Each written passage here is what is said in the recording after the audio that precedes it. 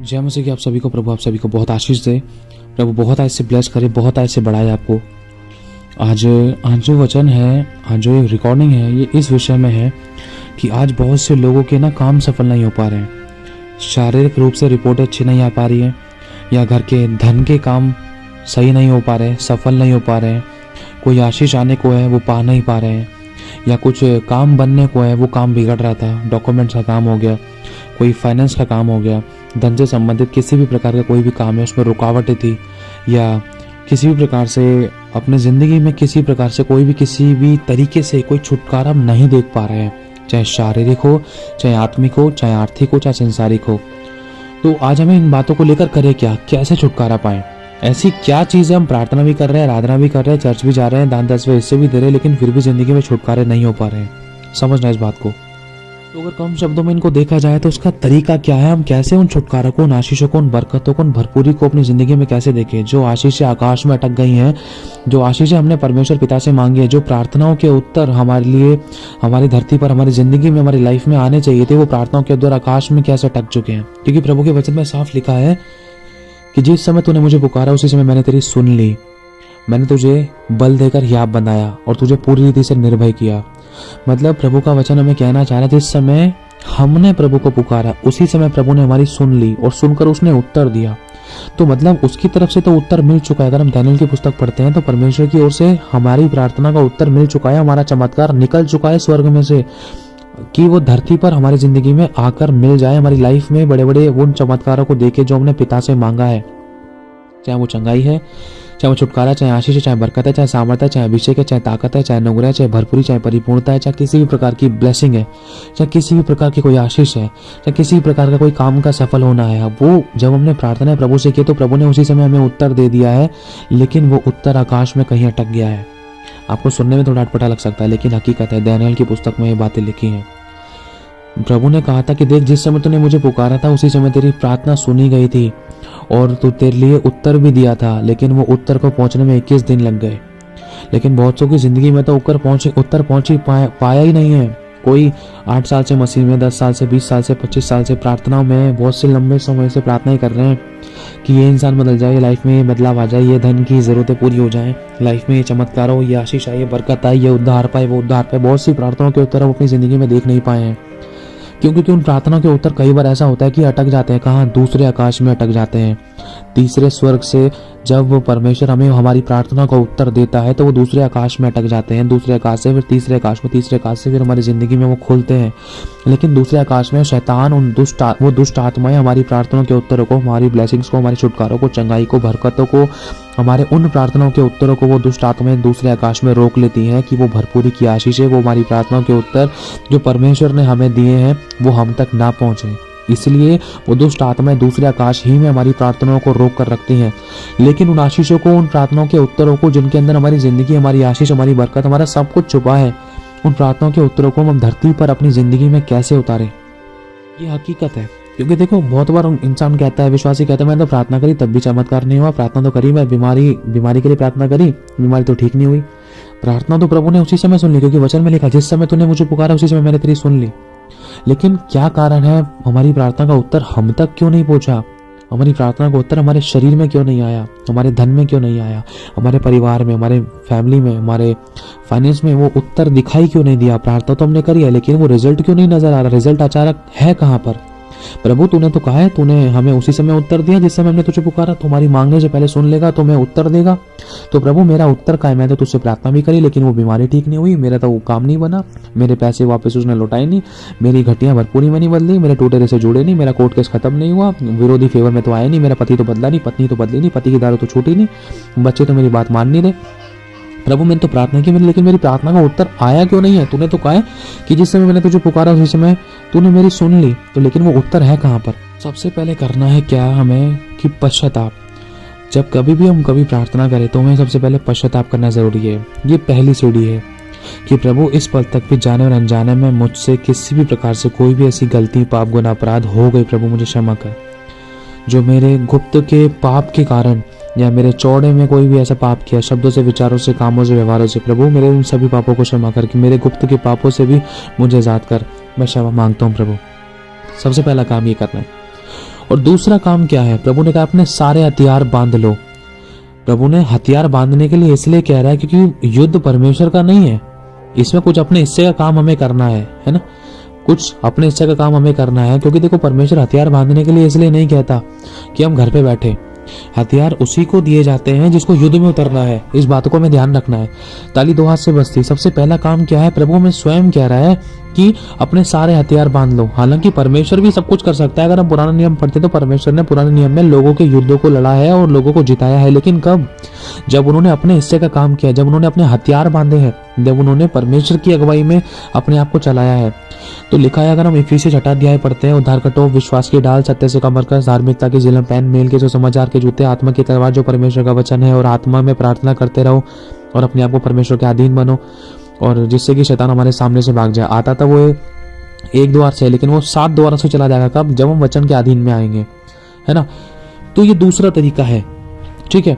अब तीसरा तरीका क्या है, टोटल हमें 3 तरीके अपनाने हैं। फिर देखना उत्तर हमारी जिंदगी में होगा, छुटकारा हमारी जिंदगी में होगा। जो काम सालों में नहीं हो पा रहे थे वो काम दिनों में, घंटों में, मिनटों में, चुटकियों में होना शुरू हो जाएंगे। क्योंकि कुछ चीजें हमें छीननी है, कुछ चीजें हमें जो हमारे लिए परमेश्वर ने ब्लेसिंग्स खोली है, जो भी ब्लेसिंग परमेश्वर की ओर से जो हमारे लिए खोली गई है, वो स्वर्ग में अटकी पड़ी थी। कौन सी स्वर्ग में, दूसरे स्वर्ग में, दूसरा आकाश जिसे हम कहते हैं, जो अंधकार की शक्तियों का है, प्रधानों का है, हाकिमों का है, अधिकारियों का है। तो वो गंदी दुष्ट आत्माएं हमारी प्रार्थनाओं के उत्तरों को जो उन्होंने रोका है, उनसे हमें छीनना है। जब तक वचन की शिक्षा, वचन का ज्ञान, वचन की नॉलेज नहीं होगी तो हम छीन नहीं सकते, अधिकारों का इस्तेमाल नहीं कर सकते। हमें पहले पता होना चाहिए कि हमारे अधिकार कौन से हैं, है ना। हमें अधिकार है शत्रु की सारी सामर्थ पर, हमें अधिकार है बांधने और खोलने का, हमें अधिकार है शैतान से छीनने का, हमें अधिकार है उसको जलाने का, नष्ट करने का, बांधने का, कैद करने का, ढा देने का। हमें अधिकार है, हमें अपने अधिकार पता होने चाहिए। हमें अधिकार है कि जो चीज हम बांधेंगे पृथ्वी पर उस स्वर्ग में बन जाएगी, जो चीज पृथ्वी पर खोलेंगे वो स्वर्ग में खुल जाएगा। और अगर हम नाशक वस्तु भी पी जाएंगे तो भी हमें कुछ हानि नहीं होगी। परमेश्वर ने शैतान को हमारे पैरों तले कुचलवा रखा है। हमें परमेश्वर ने अपना फरसा ठहराया है, अपना हथियार ठहराया है, और हमें परमेश्वर ने दुष्ट को हमें परमेश्वर ने दुष्ट को, और परमेश्वर ने दुष्ट को, शैतान को, शैतान की चालों को, सब कुछ हमारे हाथों में कर दिया है और उसको हमारे पैरों तले कुचलवा दिया है।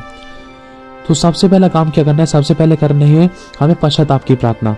और दूसरे नंबर पे हमें क्या करना है, अधिकारों को लेना है, अधिकारों को लेना है। और हाँ, पश्चाताप की प्रार्थना जब कभी भी हम करते हैं, जब हम आत्मा के युद्ध में आते हैं, आत्मिक युद्ध में आते हैं, तो उससे पहले हमें कोशिश करना है कि हम उपवास में रहें। चाहे वो आधे घंटे का उपवास हो, चाहे वो 1 घंटे का उपवास हो, लेकिन जिस समय हम उपवास रखते हैं, बुराई से बैर करें और प्रभु की उपस्थिति में बैठने की कोशिश करें, वचन, आराधना और प्रार्थना। उस बीच में जब वो उपवास में होकर जब हम आत्मिक युद्ध के हथियारों को लेते हैं, आत्मिक युद्ध के हथियारों के द्वारा प्रार्थना करते हैं, आत्मिक सामर्थ्य वचनों के द्वारा प्रार्थना करते हैं, हथियारों, अधिकारों को इस्तेमाल करते हुए आत्मिक युद्ध में, ये नहीं कि शारीरिक रूप में किसी को काट मार दिया, नहीं। हमारा मलयुद्ध मांस और लहू से नहीं है, किसी मनुष्य से नहीं, अंधकार की शक्तियों से है जिन्होंने हमारी आशीषों को रोक रखा था, है ना। सबसे पहला काम है पश्चाताप करना, अपनी गलतियों को मानना। कई बार हमारी गलतियों के कारण हमारी प्रार्थनाओं के उत्तर नहीं मिल पाते हैं, क्योंकि कई बार शैतान भी बोलता है, देख वो तो पाप कर दिया उसने, ये उत्तर कहाँ से पहुंचेगा उसके पास, उत्तर तो पहुंचेगा ही नहीं। प्रभु भले ही तूने कह दिया है कि हाँ, जिस समय तूने मुझे पुकारा उसी समय मैंने तेरी सुन ली, तुझे मैंने उत्तर दिया, प्रभु उत्तर उसके पास नहीं पहुंच सकता। देख तू वचन का सच्चा है, देख उसने पाप कर दिया, व्यभिचार कर दिया, उसने पत्नी को मार दिया, पति को मार दिया, गलत व्यवहार कर दिया, गलत व्यवहार करा, झूठ बोल दिया, चुगली कर दी, निंदा कर दी, चाहे भले उसने प्रार्थना कर दी, लेकिन उसके अंदर अभी भी वो पाप का अंश है। उससे बोलो पहले पश्चाताप करे। जब वो पश्चाताप करेगी तभी आशीष उसके घर पे पहुंचेगी, तब बरकत मिलेगी, तब छुटकारा मिलेगा, तब शांति आएगी उसके घर में, तब मेल मिलाप आएगा, तब प्यार प्रेम आएगा, तब अनुग्रह होगा उसके ऊपर, है ना। तो कई बार शैतान भी परमेश्वर को बोलता है, क्योंकि शैतान भी बिना परमिशन लिए परमेश्वर के दासों के पास आ नहीं सकता, विश्वासियों के पास आ नहीं सकता, विश्वासियों की जिंदगी में काम नहीं कर सकता। वो लिखा है कि और शैतान को अवसर मत दो, क्योंकि मनुष्य खुद अवसर देता है शैतान को। और एक विश्वासी कहता है, प्रभु मेरी प्रार्थना का उत्तर क्यों नहीं मिल रहा। वो विश्वासी अपने आप को जांच ही नहीं पाता कि मेरे गुप्त पापों के कारण मेरी प्रार्थना का उत्तर नहीं मिल पा रहा। तो इन बातों को लेकर परमेश्वर कहीं ना कहीं हमें सिखलाता है। सबसे पहला है हमें पश्चाताप करना, गुप्त पापों के विषय में भी माफी मांगनी है, जो हमें जाने अनजाने में किसी प्रकार से किया, हमने शब्दों से, विचारों से, कामों से, व्यवहारों से किसी के भी विरुद्ध में किए, किसी को माफ नहीं कर पा रहे। सबसे पहला हमें पश्चाताप करना है। दूसरे नंबर पे हमें उपवास में आना है उन बातों के लिए जो हमारी जिंदगी में नहीं हो पा रही थी, जो हमें चमत्कार चाहिए, जो हमारी प्रार्थना का उत्तर नहीं मिल पा रहा था, उन विषय में हमें उपवास में आना है। यह हमारा कोई रुका हुआ काम था। तीसरा, जब भी हम प्रार्थना करें आत्मिक हथियारों को ले, अधिकारों को पहने, अधिकारों को ले, हथियारों को ले, आत्मिक हथियारों को, शारीरिक हथियारों को नहीं कह रहा मैं। प्रभु ये नहीं कह रहा चक्कू छुरी तलवारें चलाओ, नहीं। प्रभु ये नहीं कह रहा कि किसी का गला काट दो, नहीं, प्रभु ये नहीं कह रहा, इन चीजों को गलत मत लेना। आत्मिक हथियार इफिसियों 6 अध्याय हम पढ़ सकते हैं, ठीक है। और इसी के तीसरे नंबर जब हम आत्मिक हथियार लेते हैं तो इसी के साथ साथ है ना, हमें आत्मिक युद्ध में चलने के लिए हमें अंगीकार करना है। जैसे उदाहरण के तौर पर हमें प्रार्थना कैसे करनी है कि हमारा रुका हुआ काम बने, हमारा धन जो हमारा किसी ने शैतान ने चुराया है या किसी ने मार लिया, किसी ने लूट लिया, कहीं नुकसान में चला गया, उनको वापस अपनी जिंदगी में कैसे पाएं, कैसे देखें, हमारी प्रार्थना के उत्तर कैसे मिले। या जो भी शैतान ने हमारा चुराया है, प्यार, प्रेम, शांति, आशीष, बरकत, ब्लेसिंग, कुछ भी शैतान ने हमारा चुराया या मेल मिलाप चुराया, पति पत्नी का प्यार चुराया शैतान ने, तो उससे हम वापस कैसे छीने। देखो लिखा है नीति वचन में, बलवान छीन लेते हैं। हमें अपने अधिकारों को इस्तेमाल करते हुए छीनना है, बोलना है। सबसे पहले उन गंदी दुष्ट आत्माओं को बांधना है जिन्होंने आपकी ब्लेसिंग को चुराया, जिन्होंने आपकी प्रार्थना के उत्तरों को रोका है, ठीक है। उन दुष्ट आत्माओं को बांधना, बांधने के बाद अपने अधिकारों को इस्तेमाल करना, उन दुष्ट आत्माओं को जलाना, उनको नष्ट करना, उनको काटना, उन बंधनों को तोड़ना, जलाना। क्योंकि अगर हम यशाया 52 अध्याय और उसकी दूसरी आयत पढ़ते हैं या पहली आयत पढ़ते हैं, लिखा है कि अपना बल धारण कर। हमें खुद बलवान होना है, परमेश्वर हमें बल नहीं देगा, हमें खुद बलवान होना है। प्रभु ने उस वचन में यह भी लिखा है कि अपनी धूल झाड़, अपने अंदर की बुराइयों को खत्म कर, जिसके कारण तेरे जिंदगी में निखार नहीं आ रहा था। उन कमियों को निकाल, उन खमीरों को अपने अंदर से निकाल, तो उस धूल को झाड़ दे, बुराइयों को निकाल दे अपने अंदर से। फिर उसके बाद अगर हम आगे पढ़ते हैं तो कहीं ना कहीं हमें परमेश्वर ये भी सिखलाता है कि बल धारण करने के साथ साथ धूल को झाड़ने के साथ साथ अपने गले में जो भी किसी भी प्रकार का कोई बंधन था, अपने गले के बंधन को खोल दे, अपने बंधनों को खोल दे, अपने अपनी तेरी जिंदगी में जो भी किसी प्रकार की कोई रुकावट है, उनको आज खत्म कर दे, उनको आज हटा दे। मैं आपके सामने वचन पढ़ता हूँ, देखो लिखा है, साफ बता रखा है प्रभु ने हमें यहाँ पर, हे सियोन जाग जाग, अपना बल धारण कर, हे पवित्र नगर यरूशलेम अपने शोभायमान वस्त्र पहन ले, पवित्रता के वस्त्र पहन ले, यीशु मसीह के लहू को अपने ऊपर अप्लाई कर। बोल, यीशु तेरे लहू से मुझे धो दे। लिखा है क्योंकि तेरे बीच खतना रहित और अशुद्ध लोग फिर कभी प्रवेश न करने पाएंगे। अगर हम दूसरी आयत पढ़ते हैं, लिखा है अपने ऊपर से धूल झाड़ दे, हे यरूशलेम उठ। मतलब हम बैठे हुए थे, हम गिरे पड़े थे, प्रभु कह रहा है उठ। उन चीजों को देखकर डर मत, हताश और निराश मत, तो कमजोर मत पड़, आंसुओं में ना रह, वरन उठ। परमेश्वर कह रहा है उठ। अगर तू उठना चाहेगी तो मैं उठाऊंगा, पहले तुझे अपने हिस्से की काम करना है, अपनी तरफ से कोशिश करनी। प्रभु कह रहा है उठ। उठने के बाद लिखा है, सिय्योन की बेटी अपने गले के बंधनों को खोल दे। मतलब प्रभु कह रहा है अपनी जिंदगी में, तेरे जिंदगी में जो भी बंधन थे जिसके कारण तू बढ़ नहीं पा रही थी, कोई पाप का बंधन था, कोई बुराई का बंधन था, या कोई शारीरिक बंधन था, या कोई मूर्ति पूजा से संबंधित कोई बंधन था गले में, हाथ पैरों में, तो उनको खोल दे। ये बात शारीरिक और आत्मिक है ना। जो चीज़ हमें रोकती है, जो चीज़ हमें परमेश्वर से दूर करती है, आलस का बंधन हो गया, व्यभिचार का बंधन हो गया, गुप्त पाप का बंधन हो गया और नींद का बंधन हो गया, जो हमें खुदा के साथ कनेक्ट नहीं होने देता। प्रभु कहता है इन बंधनों को खोल दे, हमें खुद खोलना है। सब कुछ परमेश्वर ही नहीं करेगा, कुछ अपने हिस्से का काम करना है। फिर उसके बाद हमें, मेरे भाई और बहनों, आत्मिक हथियारों को लेने के साथ साथ हमें आत्मिक युद्ध में चलना है। जैसे जब हम उपवास में बैठकर, पश्चाताप करके उपवास में बैठकर जब हम अधिकारों का इस्तेमाल करते हैं, जब हम वचन की तलवार चलाते हैं, तो हमें छीनना। लिखा है नीति वचन में कि जब चोर, नीति वचन के विषय में अगर हम पढ़ते हैं, जब चोर पकड़ा जाएगा तो 7 गुना वापस भरकर देना पड़ेगा, वरना उसके घर का भी सारा धन खाली कर लिया जाएगा। मतलब प्रभु देगा वो अनुग्रह कि हम शैतान से सारा कुछ छीन लें जो उसने हमारा लिया है अब तक। तो हमें अधिकारों के साथ अंगीकार करना है कि शैतान जो भी तूने मेरे काम को रोका है। एक उदाहरण के तौर पर मैं आपको गवाही बताना चाहता हूँ। मेरा पासपोर्ट रुका हुआ था, 1.5 से 2 साल हो गए थे लगभग, 1 से 1.5 साल के लगभग, 1.5 साल मान लो, लगभग 1.5 साल से ज़्यादा हो सकता है।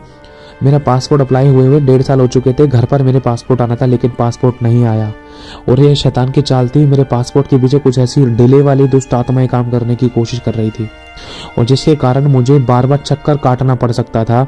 लेकिन जब परमेश्वर ने मुझे इस चीज़ को सिखलाया, जब परमेश्वर ने बातों को सिखलाया, जब मैंने वचन के द्वारा भी इन चीज़ों को सीखा, जब मैंने अपनों से बड़ों के द्वारा, गो के द्वारा, दासों के द्वारा, अभिषिक्तों के द्वारा, विश्वासियों के द्वारा, परमेश्वर ने अपनी आत्मा के द्वारा जब इन चीज़ों को मुझे सिखाया, रियलाइज कराया, तो फिर परमेश्वर ने ऐसा बड़ा अनुग्रह दिया कि इसके विषय में परमेश्वर ने काम करने के लिए प्रोफेसीज की गई, कुछ अपने हिस्से का काम किया। आत्मिक इन चीज़ों को लेकर कहीं ना कहीं आत्मिक युद्ध भी होते हैं मेरे भाई और बहनों, क्योंकि शारीरिक बातों के पीछे आत्मिक दुष्ट आत्माएं कुछ काम करती हैं। मान लो कोई इंसान ड्रिंक करके आया है, वो स्वयं की इच्छा से नहीं आया, उसकी इच्छा बनाने वाली वो दुष्ट आत्माएं जो दूसरों के अंदर काम करती है, वो दुष्ट आत्मा दूसरे के पहले के अंदर ट्रांसफर हुई है। देखो एक इंसान है, वो चोरी ऐसे ही नहीं कर रहा है, चोरी वाली गंदी दुष्ट आत्माएं होती हैं, बीमारी वाली गंदी दुष्ट आत्माएं होती है, लाचार करने वाली गंदी दुष्ट आत्माएं होती है, व्यभिचार की दुष्ट आत्माएं होती हैं। अच्छे भले इंसान को व्यभिचारी बनाना यह दुष्ट आत्माओं का काम है। और इन सभी शारीरिक बातों के पीछे, फिजिकली बातों के पीछे कहीं ना कहीं दुष्ट आत्माएं काम करती हैं। अगर किसी का डॉक्यूमेंट्स का काम रुका हुआ है तो उनके पीछे भी दुष्ट आत्माओं के काम है। वो दुष्ट आत्माओं ने डॉक्यूमेंट के काम को रोक रखा है। वो दुष्ट आत्माओं ने बीमारियां दे रखी हैं, रिपोर्ट करा ली, बीमारी नहीं आ रही रिपोर्ट के अंदर, लेकिन ये दुष्ट आत्मा का काम है।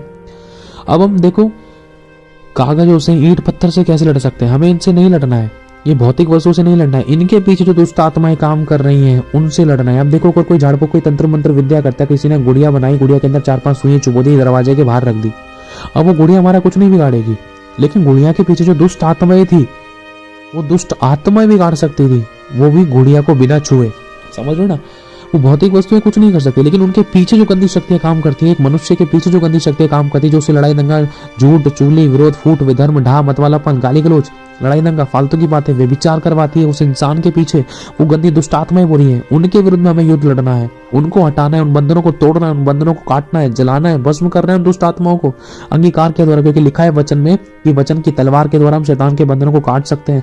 लिखा है वचन आग है और वचन की आग के द्वारा हम जला सकते हैं शैतानी बंधनों को। लिखा है वचन हथौड़ा है, हम हथौड़े के द्वारा दुष्ट आत्माओं को फोड़ सकते हैं, शैतानी बंधनों को, उसकी जंजीरों को कमजोर कर सकते हैं, तोड़ सकते हैं, भस्म कर सकते हैं। ये तरीके हैं, लेकिन वचन की नॉलेज होना हम सभी को जरूरी है। अब जब मेरे लिए पासपोर्ट के लिए जब प्रेयर हुई, जब मेरे पासपोर्ट के लिए जब बस भविष्यवाणी हो रही थी, और इसके बीच में, इसके आसपास पहले भी प्रेयर हुई है, परमेश्वर ने ऐसा काम किया, इस बात को प्रकट किया दे कि तेरे पासपोर्ट के पीछे कुछ दुष्ट आत्माएं काम कर रही थी, जिन दुष्ट आत्माओं के बंधनों को तोड़ा गया है। और फिर उसके बाद मेरा पासपोर्ट घर पर आ गया। जो काम 1.5 साल में नहीं हुआ, वो काम सिर्फ रात को मैं बैठा ही था प्रभु के साथ, मेरी वाइफ के साथ बैठा था, प्रभु के वचन को लेकर हम शेयर कर रहे थे, तो कुछ भविष्यवाणियां हुई, कुछ अपने हिस्से का काम हमने करने की कोशिश करी, अपने हिस्से का काम, और 24 घंटे भी नहीं बीते, पासपोर्ट को लेकर मेरा काम शुरू हो गया। जो काम 1.5 साल से रुका हुआ था, वो काम अगली सुबह 4 बजे से पहले 4, साढ़े 4 बजे तक मेरा काम हो गया। ये प्रभु का बहुत बड़ा ग्रेस है। और आज पासपोर्ट मेरे पास है। ये कैसे हो सकता है? क्योंकि मेरे डॉक्यूमेंट्स के पीछे कुछ दुष्ट आत्माएं काम करती थी। अगर कोई इंसान कोई ड्रिंक करता है तो वो मनुष्य बुरा नहीं है, अरे कुछ दुष्ट आत्माएं जो उसको अपने वश में किए हुए हैं, उन बंधनों को तोड़ना है, शराब की बंधनों को तोड़ना है, शराब के श्रापों को तोड़ना है, बीमारी के श्रापों को तोड़ना है, बीमारी के बंधनों को तोड़ना है, उनके विषय में आत्मिक युद्ध करना है, उपवास के साथ प्रार्थना में आना है। हम खुद जाकर किसी को नहीं बदल सकते, पहले हमें खुद बदलना होगा, हमारे बदले व्यवहार को देखकर तब सामने वाला बदलेगा। और इसी के साथ साथ हमें कुछ अपने हिस्से के काम करने हैं। तो इस प्रकार से जब हम उन शारीरिक बातों को आत्मिक युद्ध में होकर जीतेंगे ना, लड़ेंगे, तो हम जीत पाएंगे। मान लो कोई भाई है, बोल रहा है कि शैकी भैया मेरा ना नौकरी नहीं लग रही, मेरा बिजनेस नहीं चल रहा, मेरी नौकरी नहीं चल रही, पता नहीं क्या हो गया है। तो जब उसके लिए प्रार्थना करते तो कहीं ना कहीं उसकी नौकरी, बिजनेस को रोके हुए कुछ ऐसी गंदी दुष्टात्माएं नजर आती हैं। तो उन दुष्टात्माओं के बंधनों को तोड़ना जरूरी है। जब तक उन बंधनों को नहीं तोड़ा जाएगा तो इंसान एड़ी चोटी का जोर लगा ले, अपना टाइम, पैसा, एनर्जी कितना भी खर्च कर ले, अगर खुल भी गया तो बिजनेस को, उस नौकरी बिजनेस को बंद होना जरूरी है। क्यों? क्योंकि शैतान ने कब्जा कर रखा है। क्योंकि उन शारीरिक कामों के पीछे आत्मिक दुष्ट आत्माएं काम कर रही हैं, जिन्होंने उस इंसान की आशीषों को रोक रखा है, पकड़ रखा है। लेकिन उन आशीषों को धरती पर उतारने के लिए, अपनी जिंदगी में देखने के लिए उन शैतानी बंधनों को काटना, जलाना, भस्म करना, नष्ट करना जरूरी है। और पश्चातापी हृदय के साथ, नया बनने के द्वारा, मन फिराकर पश्चाताप करके पवित्रता का जीवन जीने के साथ साथ हमें वचन, अधिकार और सामर्थ्य का इस्तेमाल करते हुए हमें आगे बढ़ना है और धीरज धरना है। जब तक इंसान चंगा नहीं होता, जब तक हमें चंगाई के वचन का इस्तेमाल करना है। जब तक इंसान की जिंदगी में आशीष नहीं आती, तब तक हमें वचन की तलवारें चलानी है। शैतान, मैं तेरी योजनाओं को नष्ट करता हूँ, मेरी आशीषों को जो डिले करते हैं, ऐसी गंदी आत्माओं को मैं जलाता हूँ, भस्म करता हूँ, नष्ट करता हूँ, शैतानी बंधनों को काटता हूँ, तोड़ता हूँ, जलाता हूँ। हमें कुछ अपने हिस्से का काम है, ये हमारे हिस्से का काम है। ये सब कुछ परमेश्वर नहीं करेगा। अगर प्रभु को ही करना होता ना तो वो हमें अधिकार नहीं देता। अगर प्रभु को ही करना होता ना तो आत्मिक हथियार नहीं देता, अधिकार नहीं देता। समझ रहे हो? तो यही चीज प्रभु हमसे कहना चाहता है। कुछ हमारे हिस्से का काम है, वो हमें करना है। जब हम अपने हिस्से का काम करेंगे तब हमारी जिंदगी में वो छुटकारे नजर आएंगे।